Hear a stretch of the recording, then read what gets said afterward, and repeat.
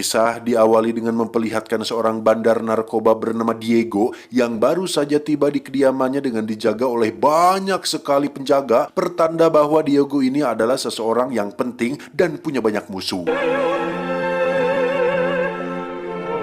Diego pun masuk ke dalam kamar untuk bertemu dengan sang tunangan yang ketika sedang ibak bersama, tiba-tiba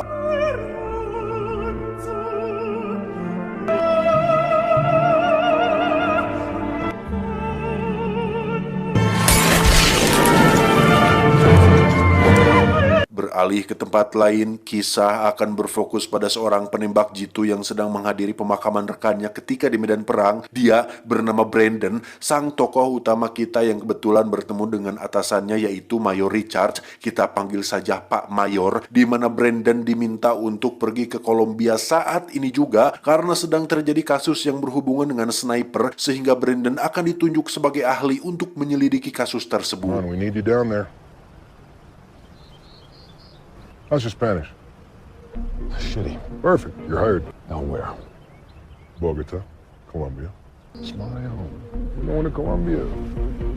Singkat cerita, Brandon akhirnya tiba di kantor pusat Kolombia yang di situ ada Papa Shersan yang memimpin kasus ini. Tak buang waktu, beliau langsung menjelaskan bahwa kasus ini melibatkan seorang pria bernama Morales. Ini bebenguknya, seorang bandar narkoba yang sudah menjadi buron hampir 10 tahun lebih, dan baru-baru ini telah terjadi pembunuhan kepada para bos-bos dan bandar narkoba saingan Morales, di mana para penyidik menganggap bahwa itu semua dilakukan oleh Morales untuk menyingkirkan saingan bisnisnya dengan menyewa seorang sniper profesional untuk membunuh mereka semua di tempat yang berbeda. Seen him in 10 years. No one in law enforcement.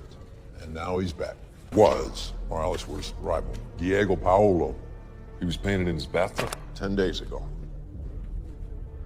Dan mari saya perkenalkan dengan seorang pimpinan DEA bernama Estrada. Ini orangnya. DEA itu singkatan dari Drug Enforcement Administration atau penegak hukum narkoba pemerintah. Ya, kalau di kita semacam BNN kali, tapi ada pasukan khususnya. Menurut informasi dari intel terkait, Morales saat ini tinggal di sebuah peternakan yang jauh dari kota. Dan besok, Estrada dan tim akan melakukan penyergapan ke lokasi tersebut, yang mana tugas Brandon adalah untuk melindungi tim DEA dari jarak jauh dengan didampingi oleh Santiago. Ini orangnya yang akan menjadi pengamat sekaligus pelayan Brandon ketika di lapangan. Operation moved up a day.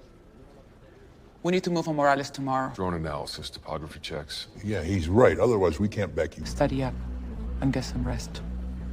Big day tomorrow. Singkat cerita, esok hari pun tiba. Brandon dan Santiago terlihat sedang asruk-asrukan di antara ruyuk erih, sementara Estrada dan rekannya Mas Kumis baru saja tiba di lokasi dan turun sekitar 1 kilometer dari rumah target, kemudian mengambil jalan memutar supaya penyergapan ini tidak ketahuan. We were in position and holding scope. We got a 300-degree view. Di kantor sendiri, Bapak Shersan kedatangan seorang agen khusus bernama John Sampson. Ini bebenguknya yang diutus oleh Departemen Keamanan Dalam Negeri untuk mengawasi dan mengamati jalannya misi ini. Make the party. How we doing? Well, with a little luck, within a Kembali ke lapangan, Estrada dan tim nampak sudah dekat dengan rumah target yang dengan semua persiapan seperti drone, pasukan bersenjata lengkap, tim pelindung jarak jauh, dan lain-lain. Harusnya misi ini berjalan lancar tanpa adanya kendala yang serius. Tetapi ketika tim 1 diperintahkan untuk masuk ke dalam lebih dulu, tiba-tiba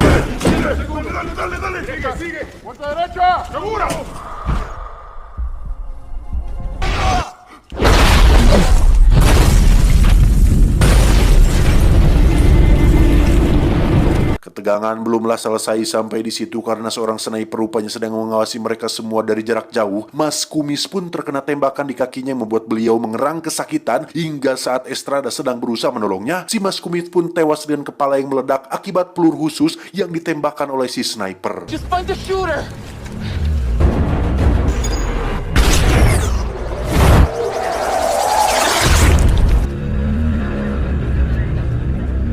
Setelah ketegangan selesai, Brandon yang masih mengenakan kostum gili pun sadar betul jika ini adalah sebuah jebakan dan merasa bahwa sniper yang menewaskan Mas Kumis barusan bukanlah sniper sembarangan karena dari 2 tembakan yang dilayangkannya, semuanya tepat sasaran dan peluru yang digunakan pun bukan peluru kaleng-kaleng. Morales was a no-show. That's what happened out there. It was a setup. This sniper is not just an assassin. He's a pro.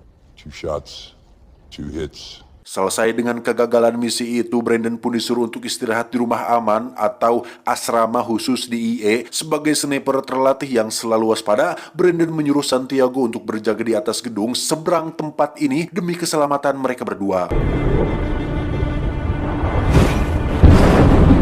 Malamnya, Brandon terlihat sedang mempelajari strategi musuh alias si sniper misterius dan mencari jenis peluru apa yang dia gunakan. Sedangkan Estrada sendiri nampak menangis di dalam lift karena masih tidak terima dengan kematian si Mas Kumis yang merupakan rekan terdekatnya.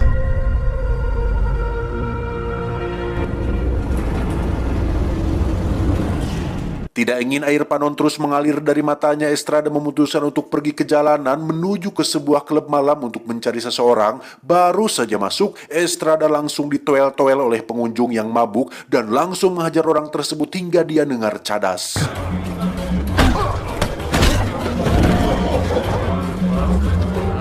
Perkenalkan, beliau bernama Carlos, seorang pastor gaul yang merangkap sebagai seorang informan rahasia, di mana beliau ini tahu segala sesuatu yang terjadi di jalanan, termasuk apa yang sedang dilakukan oleh Morales saat ini. I will not let this man survive. I'm not walking away. Then help me. Berkat beliau, akhirnya diketahui bahwa Morales telah menyewa seorang sniper profesional dengan julukan El Diablo alias Sang Iblis dengan tujuan untuk menghabisi semua saingan bisnisnya, sehingga sekarang Morales adalah satu-satunya bandar narkoba yang menguasai hampir seluruh wilayah di Kolombia ini. El Diablo is what they call the sniper. Once El Diablo has your name, you are dead. He can lead you to Morales, but it's dangerous, man. Pastor Carlos menyarankan agar Estrada tidak terjun lebih jauh dalam kasus ini karena dari rumor yang beredar, sekali namamu diketahui oleh El Diablo, maka nyawamu dipastikan sedang dalam bahaya. My advice, cut loose of this. I can't live with myself if I work out on this job.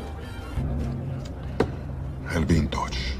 Kembali ke Brandon yang mendapat kabar dari Santiago bahwasannya dia melihat ada laser pengintai dari arah sekian dan jarak sekian. Brandon langsung naik ke atap dan mempersiapkan senapannya, yang di sini kita akhirnya akan melihat bebenguk dari si El Diablo alias Sang Iblis yang terlibat duel sengit antar dua sniper profesional.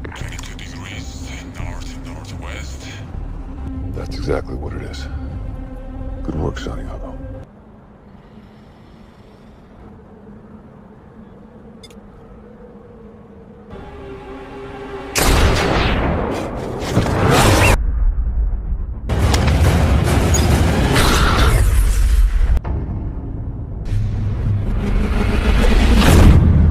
Dan ya, kita akhirnya akan melihat peluru milik El Diablo jelas berbeda dengan peluru konvensional pada umumnya, di mana Brandon hampir saja tewas jika dia tidak secepatnya berpindah posisi.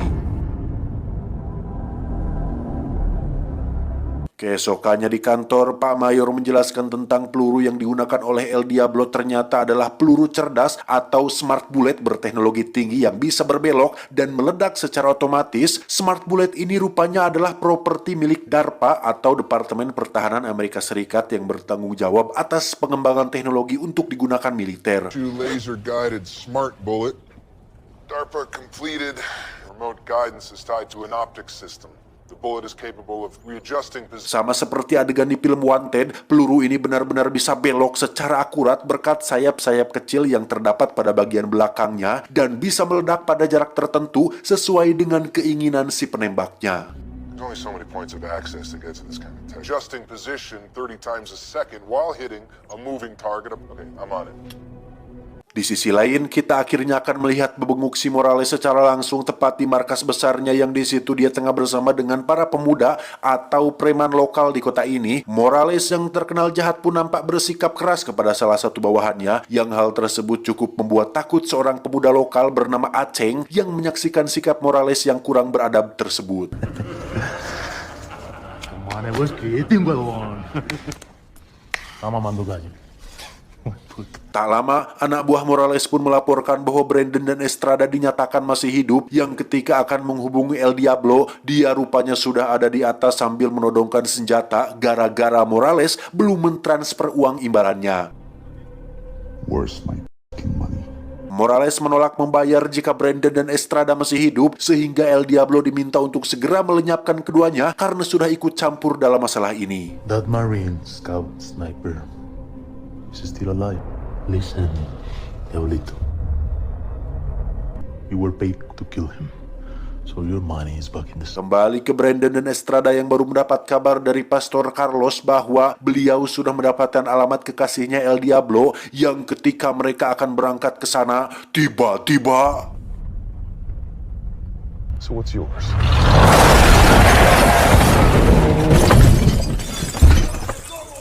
Sangat disayangkan Santiago harus tewas dalam insiden tersebut yang ketika Brandon sudah selesai menghabisi anak buah Morales, Estrada nampak sudah pergi entah kemana.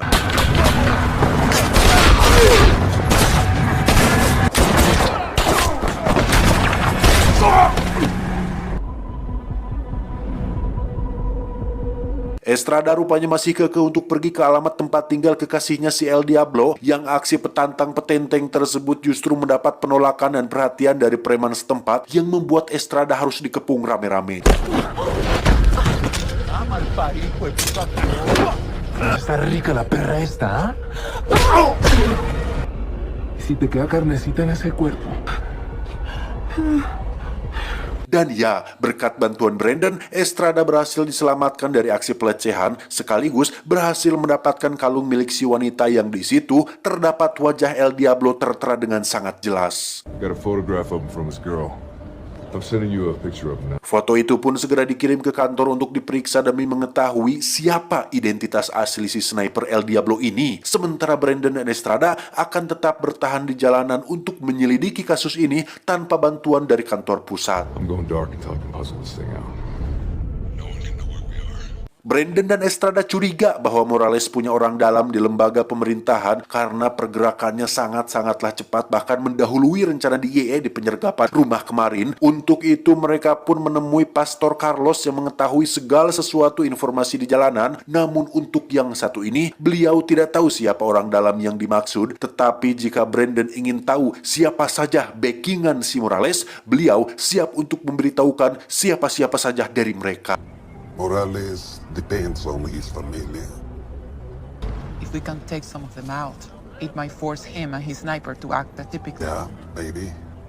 Ya, Brandon nekat membantai habis semua backingan Morales supaya dia muncul ke permukaan, yang mana aksi tersebut mendapat pertentangan dari agen John Samson yang merasa bahwa tindakan mereka berdua terlalu barbar dan bisa menimbulkan kekacauan. Tetapi Bapak Sersan dan Pak Mayor nampak setuju dengan tindakan Brandon yang cukup efektif untuk memancing si Morales keluar dari tempat persembunyiannya.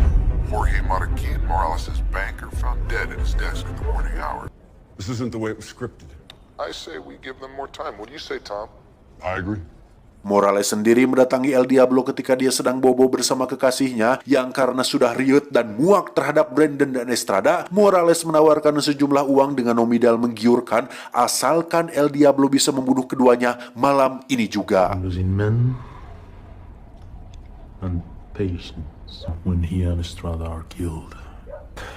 There's 500,000 upsides. Tak buang waktu, El Diablo segera menemui para preman lokal, yakni para pemuda yang salah satunya si Aceng yang kita lihat tadi. Dengan sejumlah uang yang sudah ada di depan mata, para preman ini setuju untuk memberikan informasi sekaligus bantuan untuk membunuh Brandon dan Estrada. The word in the streets is a priest. Give him to me. Dan ternyata rencana El Diablo adalah menyuruh para preman ini untuk menggantung Pastor Carlos di pohon, di mana El Diablo sendiri sudah standby di posisi yang tepat untuk menunggu Estrada dan Brandon keluar dari tempat persembunyian mereka. You go out there, you're dead, and that is exactly what he wants. Sadar bahwa ini adalah sebuah jebakan, Brandon meminta Estrada untuk jangan keluar, dan untuk Pastor Carlos, serahkan saja kepadanya. There's no time for that shit. Do something. Ya, Pastor Carlos tetap saja tewas ditembak oleh El Diablo, sementara mereka berdua sendiri tak punya pilihan lain selain bertahan di posisi aman.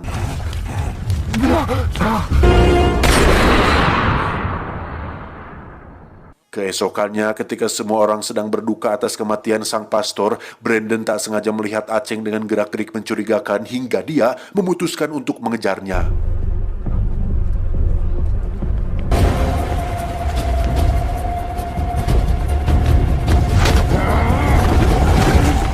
Sempat terjadi sedikit perlawanan, Aceng yang sebenarnya pemuda baik dan berdikari pun setuju untuk memberitahukan di mana lokasi markas Morales berada. Apalagi setelah tewasnya pastor kesayangan kota ini, dia pun memilih untuk bekerja sama demi menjebloskan Morales ke dalam penjara. If I tell you that I won't last the night, tell us where he's hiding. We'll protect you. Penangkapan terhadap Morales sendiri berjalan lancar tanpa adanya hambatan, di mana dia akan dibawa oleh agen John pergi ke Miami untuk menjalani persidangan di kantor Jaksa Agung Amerika Serikat. I'll see you two in Miami.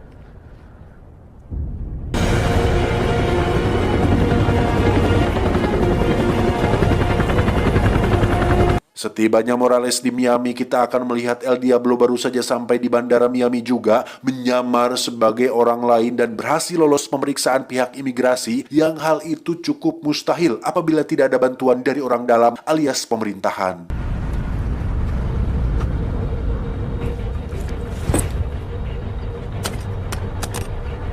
Kembali ke bandara, terlihat para pasukan tengah melakukan persiapan untuk mengiringi Morales menuju kantor Jaksa Agung. Di situ Brandon kembali bertemu dengan Bapak Mayor yang menunjukkan peluru yang digunakan oleh El Diablo, di mana peluru yang dibawanya tersebut jelas lebih canggih dan mutakhir karena Smart Bullet ini adalah versi terbaru dari peluru yang digunakan oleh El Diablo. Kids back in the fridge. Home fries on deck. Past 12. Time to move. Sekalian juga Pak Mayor memberitahukan bahwa El Diablo ternyata adalah mantan tentara yang dulu bekerja di DARPA, di mana pihak DARPA sendiri melaporkan bahwa mereka kehilangan 100 butir peluru pintar yang sudah jelas bahwa itu dilakukan oleh El Diablo. Morales sendiri terlihat dipakaikan tudung kepala dan dibawa bersama konvoi yang akan membawanya ke pengadilan. Melihat konvoi berangkat duluan membuat agen John bertanya, "Kok kita nggak bareng sih bro?" Brandon pun menjawab, konvoi tersebut hanyalah umpan dan orang yang memakai tudung tersebut merupakan orang lain karena Morales yang asli akan dibawa menggunakan mobil van berwarna putih yang akan berangkat sebentar lagi. Gitu bos. It's a fake. Where's the real Morales? He rolls out later in a dry cleaner's van.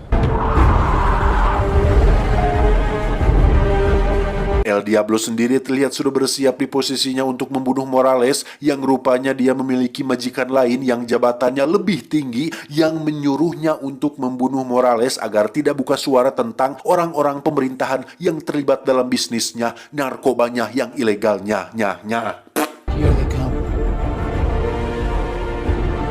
I'll clock the convoy. You take perimeter. Entah siapa atasan El Diablo yang sebenarnya, dia baru diberitahu jika Morales berada di van berwarna putih sehingga dengan peluru pintarnya, El Diablo mulai bersiap untuk meledakkan mobil van tersebut. Here comes the van. Diablo, I'll take care of this. Copy that, sir. All unit.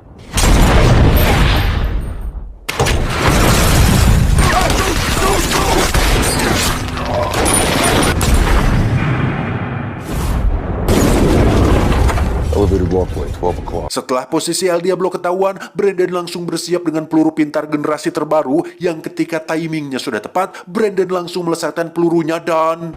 There you go.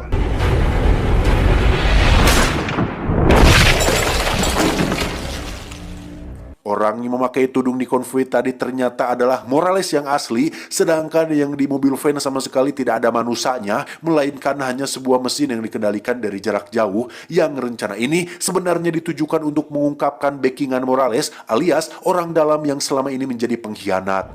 What the hell is this? There's nobody in the fucking van. Where's Morales? It's called a decoy, John. You just can't make this stuff up.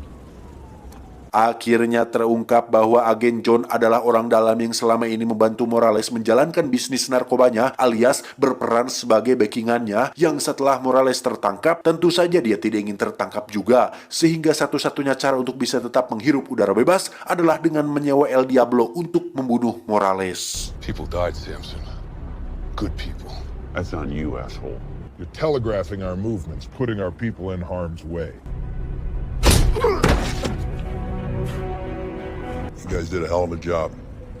Good team. Gracias.